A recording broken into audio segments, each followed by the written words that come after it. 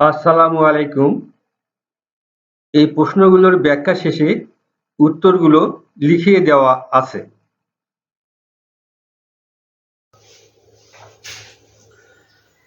ক নম্বরে ফিটকিরির সংকেত লেখো। ফিটকিরির সংকেত: aluminium hydroxide, aluminium sulphate, potassium sulphate, 24 অণু পানি। এটি হচ্ছে আমাদের ফিটকিরির সংকেত। ফিটকিরির আরেকটি নাম আছে, এটি হচ্ছে পটাশ অ্যালাম।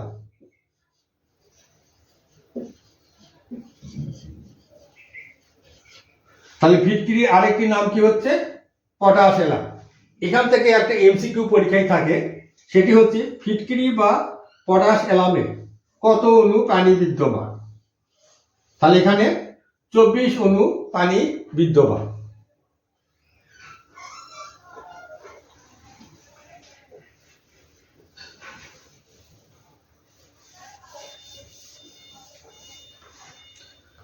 খ নম্বরে কর্পূর একটি উর্ধ্বপাতিত পদার্থ ব্যাখ্যা করো। আমরা একটু এখানে খেয়াল করি, কঠিন পদার্থকে তাপ প্রদান করা হলে তরল পদার্থে পরিণত হয়, আরো তাপ প্রদান করা হলে তরল থেকে বায়বীয় পদার্থে পরিণত হয়, বায়বীয় বা গ্যাসীয়। এখন এখান থেকে যদি আমরা শীতলীকরণ করি, অর্থাৎ তাপ যদি আমরা অপসারণ করি, এই বায়বীয় পদার্থ তরল পদার্থে পরিণত হয়। আরো যদি আমরা তাপ অপসারণ করি বা শীতলীকরণ করি, তখন তরল পদার্থ থেকে কঠিন পদার্থে পরিণত হয়। তাহলে পদার্থের যে তিনটি অবস্থা, 1, 2, 3, এখানে কিন্তু আমরা তিনটি দেখতে পাচ্ছি, কিন্তু এখানে বলা ছিল কি? ঊর্ধ্বপাতিত পদার্থ। ঊর্ধ্বপাতিত পদার্থগুলো কোনগুলো? আমরা খেয়াল করব, যে সকল পদার্থকে তাপ প্রদান করা হলে কঠিন অবস্থা থেকে তরলে পরিণত না হয়ে গ্যাসীয় অবস্থায় বা বায়বীয় অবস্থায় পরিণত হয়, এবং তাপ অপসারণ করলে বায়বীয় অবস্থা থেকে সরাসরি কঠিন অবস্থায় ফিরে আসে, তাদেরকে বলা হয় ঊর্ধ্বপাতিত পদার্থ। এখানে কর্পূরকে তাপ প্রদান করা হলে কর্পূর কঠিন অবস্থা থেকে তরলে পরিণত না হয়ে সরাসরি বায়বীয় অবস্থায় পরিণত হয়, এবং তাপ অপসারণ বা শীতলীকরণ করলে বায়বীয় অবস্থা থেকে কঠিন অবস্থায় ফিরে আসে। এই কারণে কর্পূর একটি ঊর্ধ্বপাতিত পদার্থ। এখানে কর্পূরের পরিবর্তে আরো কি কি থাকতে পারে? যেমন আয়োডিন থাকতে পারে,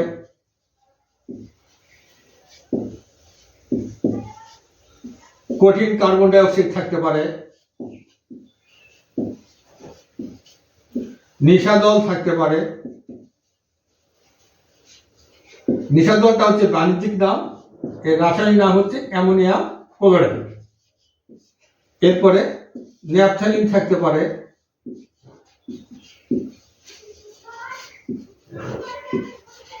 এইগুলো সবই ঊর্ধ্বপাতিত পদার্থ।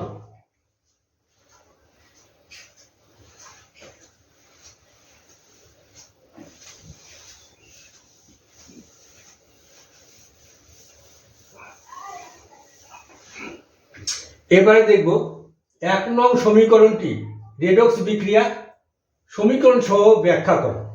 তাহলে এইটা হচ্ছে আমাদের 1 নম্বর। কে আছে এখানে? সোডিয়াম অক্সিজেনের সাথে বিক্রিয়া করে সোডিয়াম অক্সাইড উৎপন্ন করে। আমাদের ব্যাখ্যা করতে হবে এটি হচ্ছে রেডক্স বিক্রিয়া। আসলে রেডক্স বিক্রিয়া কি? যে বিক্রিয়ায় বিক্রিয়কের মধ্যে ইলেকট্রনের আদান প্রদান ঘটে তাদেরকে রেডক্স বিক্রিয়া বলে। এই রেডক্স বিক্রিয়ায় কোনো একটি বিক্রিয়ক ইলেকট্রন বর্জন করে এবং অপর কোনো বিক্রিয়ক সেই ইলেকট্রনটি গ্রহণ করে। তাহলে কি হচ্ছে এখানে? যে বিক্রিয়ায় বিক্রিয়কের মধ্যে ইলেকট্রনের আদান প্রদান ঘটে তাকে রেডক্স বিক্রিয়া বা জারণ বিজারণ বিক্রিয়া বলে। এখানে কোনো একটি বিক্রিয়ক ইলেকট্রন প্রদান করে বা বর্জন করে, ফলে জারণ বিক্রিয়া সংঘটিত হয় এবং অপর কোনো বিক্রিয়ক সেই ইলেকট্রনটি গ্রহণ করে, ফলে বিজারণ বিক্রিয়া সংঘটিত হয়। তাহলে এখানে আমরা খেয়াল করব, এটাকে প্রথমে আমরা সমতা করে নিব, এরপরে এর আয়নিক রূপটা খেয়াল করব। আয়নিক রূপ বা আয়নিক সমীকরণ, এখানে এরা মুক্ত মৌল, এদের জারণ সংখ্যা হবে 0।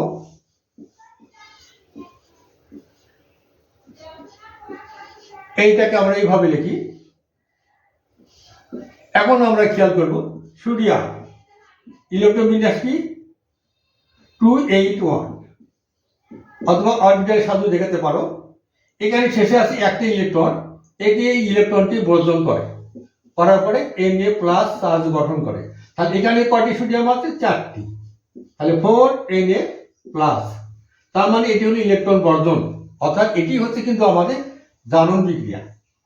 এরপর কে আছে এখানে? অক্সিজেন। অক্সিজেন ইলেকট্রন বিন্যাস করো, অষ্টক পূরণের জন্য 2টি ইলেকট্রন গ্রহণ করে ও 2- চার্জ গঠন করে।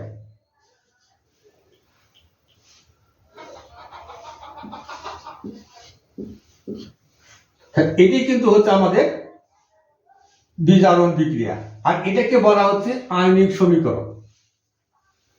এখন আমরা এখানে খেয়াল করব,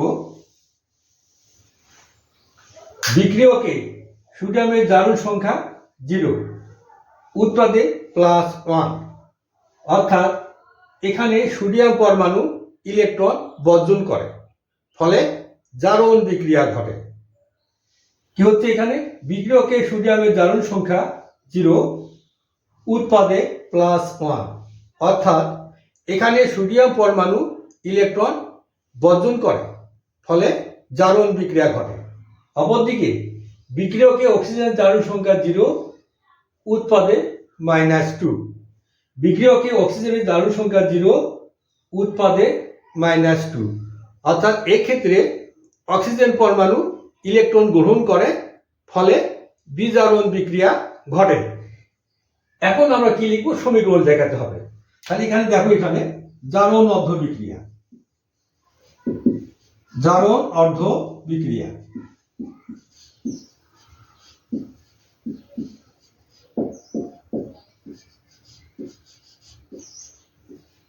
চারটি সোডিয়াম পরমাণু 4টি ইলেকট্রন বর্জন করে, ফলে 4টি Na প্লাস চার্জ গঠন হয়।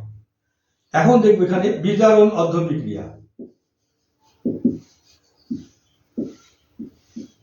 2টি অক্সিজেন পরমাণু 2টি করে ওই 4টি ইলেকট্রন গ্রহণ করে, ফলে এই বিজারণ অর্ধ বিক্রিয়া সংঘটিত হয়। এটি যোগ করলে আমরা পাচ্ছি জারণ বিজারণ বিক্রিয়া বা রিডক্স বিক্রিয়া।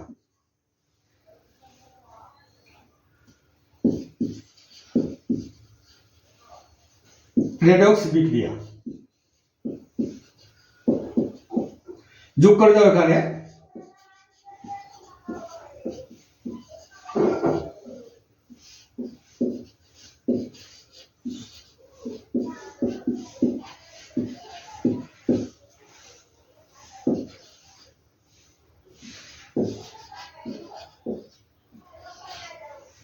অতএব 1 নম্বর সমীকরণটি একটি রেডক্স বিক্রিয়া। এখানে আমি কয়েকটি বিক্রিয়া লিখে দিচ্ছি। এই বিক্রিয়াগুলো যে কোনো বোর্ডের জন্য, আগামী এসএসসি পরীক্ষার জন্য অত্যন্ত গুরুত্বপূর্ণ। এই কয়টি বিক্রিয়া যদি তোমরা সম্পূর্ণ করো, তাহলে এই ধরনের প্রশ্ন আসলে অবশ্যই তোমরা কমন পাবে।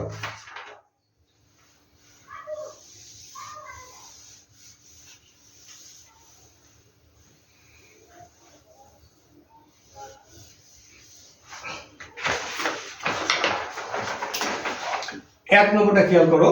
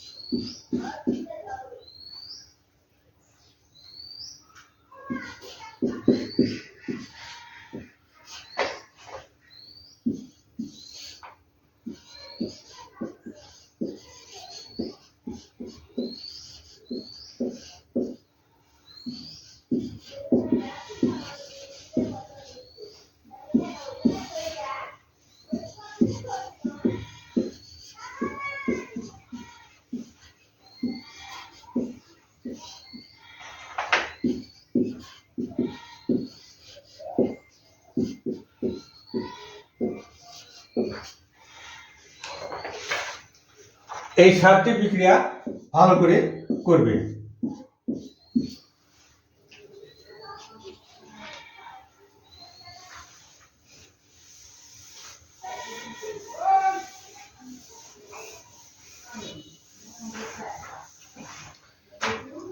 ঘ নম্বরে 2 ও 3 বিক্রিয়া একই ধরনের কিনা বিক্রিয়া সম্পূর্ণ সহ ব্যাখ্যা করো। এখানে 2 এবং 3 বিক্রিয়া সম্পূর্ণ করা নেই। আমাদের প্রথম কাজ হবে বিক্রিয়া দুটিকে সম্পূর্ণ করব এবং একই ধরনের কিনা ব্যাখ্যা করব। তার প্রথমে আসি 2 নম্বরে। HNO3 প্লাস এটি হচ্ছে ম্যাগনেসিয়াম হাইড্রোক্সাইড। আর এখন আমি বিক্রিয়াটি আমরা খেয়াল করব, এখানে আছে H প্লাস NO3 মাইনাস, এখানে Mg2 প্লাস OH মাইনাস। এটি হচ্ছে বিনিময় বিক্রিয়া। এর ধনাত্মক অংশটি এর ঋণাত্মক অংশের সঙ্গে যুক্ত হবে। এর যোজনী হচ্ছে 2, দুটি ইলেকট্রন বর্জন করে, এবং এর যোজনী হচ্ছে 1। এই 1 দিয়ে এটা গুণ করতে হবে এবং এই 2 দিয়ে এটাকে গুণ করতে হবে। তাহলে এখানে আসতেছে ম্যাগনেসিয়াম নাইট্রেট। এরপরে এর ধনাত্মক অংশটি যুক্ত হবে আর ঋণাত্মক অংশের সঙ্গে। তাহলে এখানে যুক্ত হয়ে এই দুটি মিলে কি উৎপন্ন হচ্ছে? পানি। তাহলে 2 বিক্রিয়াটি সম্পন্ন হয়ে গেল।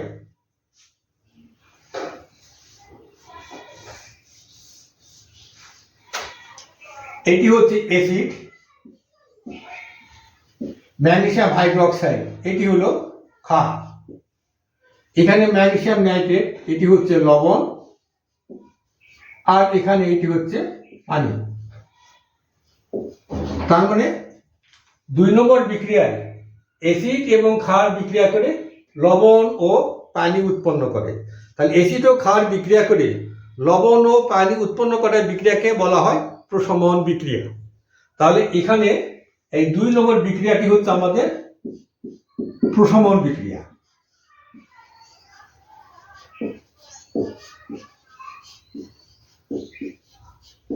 আর 2 নম্বর বিক্রিয়াটি কি হলো? এখানে প্রশমন বিক্রিয়া। এখন আসবো 3 নম্বর বিক্রিয়ায়। আয়রন সালফেট বা ফেরাস সালফেট সোডিয়াম হাইড্রোক্সাইডের সাথে বিক্রিয়া। এখানেও এটাও বিনিময় বিক্রিয়া। আমরা খেয়াল করব, এখানে আয়রনের যোজনী 2 SO Ab2 প্লাস, এখানে আছে SO4 2 মাইনাস, আর এখানে আছে Na প্লাস OH মাইনাস। তাহলে এর ধনাত্মক অংশটা যুক্ত হচ্ছে এর ঋণাত্মক অংশের সাথে। তাহলে এর যোজনী 2 দিয়ে এটা গুণ করতে হবে, এর যোজনী 1 দিয়ে এটাকে গুণ করতে হবে। তাহলে এখানে কি হচ্ছে?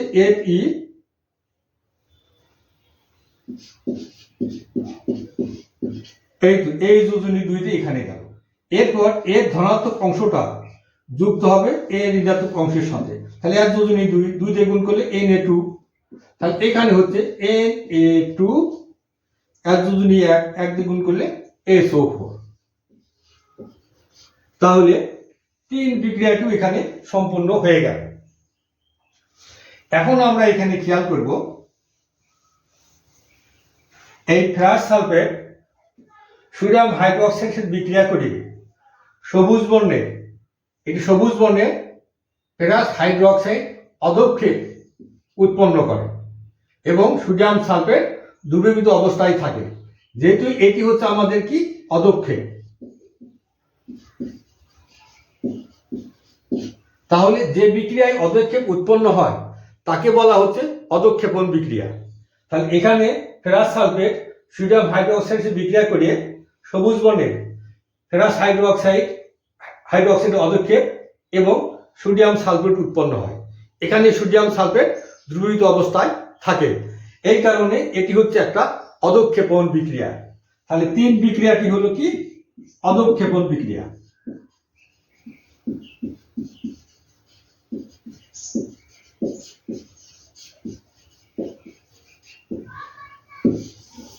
আর এখানে আমরা দুইটা কি পাইছিলাম? দুইটা পাইছিলাম প্রশমন বিক্রিয়া, 3 পাইলাম অধক্ষেপণ বিক্রিয়া। তাহলে এখান থেকে সিদ্ধান্ত নেওয়া যায় অতএব 2 ও 3 বিক্রিয়া একই ধরনের নয়।